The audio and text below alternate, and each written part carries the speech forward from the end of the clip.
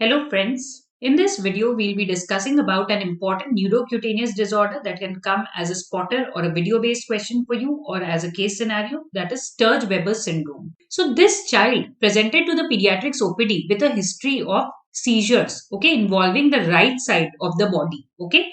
And if you take a closer look at this child, you can see that there is some reddish hue involving the left side of face of this child. To be more precise, this reddish discoloration involves the left-sided forehead as well as the cheek area of the child and sparing the left lower jaw.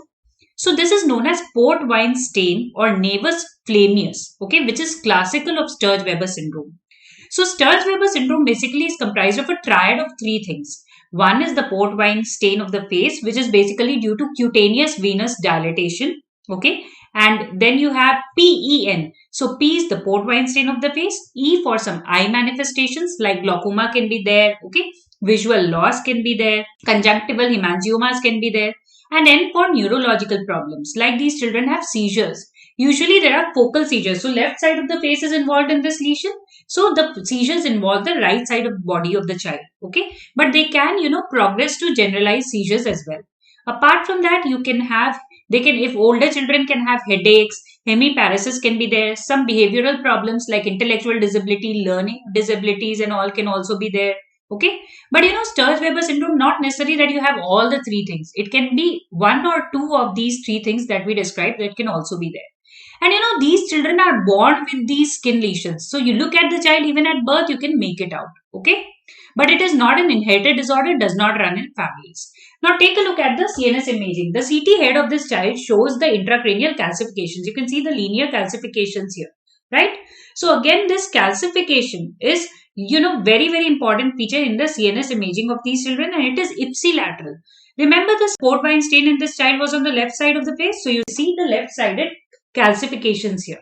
And there is some cerebral atrophy also. You can see that the left side cerebral hemispheres has shrunken a bit. Okay, you can see the black spaces around it. So linear calcification along with cerebral atrophy ipsilateral to the side of the port wine stain. That is classical of Sturge-Weber syndrome.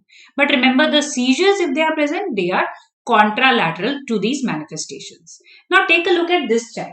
Now, due to his dark skin color, you are not able to appreciate the pigmentation very nicely. But if you take a close look, you can see that the right-sided forehead and cheek of this child does have some dusky hue. Again, this is the port wine stain of the face involving the right side of the face of the child. Okay. Now, right side of the face is involved, especially the ophthalmic and maxillary areas of supplied by the trigeminal nerve. So it classically involves those areas of the face which are supplied by the ophthalmic and maxillary divisions of the trigeminal nerve. Okay, we saw in both these children. Now take a look at the CNS imaging of this child. Again, you can make out that there are some calcifications, intracranial calcifications are there. Okay, this child had right-sided facial lesions, so you can see right-sided calcifications are there. Okay, and if you take a closer look, you can appreciate the tram track sign. I'm sure you can see in this picture beautifully the parallel appearance of calcification. The calcification is appearing like two parallel lines, just like a tram track. Okay, so this tram track appearance of calcification on CNS imaging is again a very, very important finding in Sturge-Weber syndrome.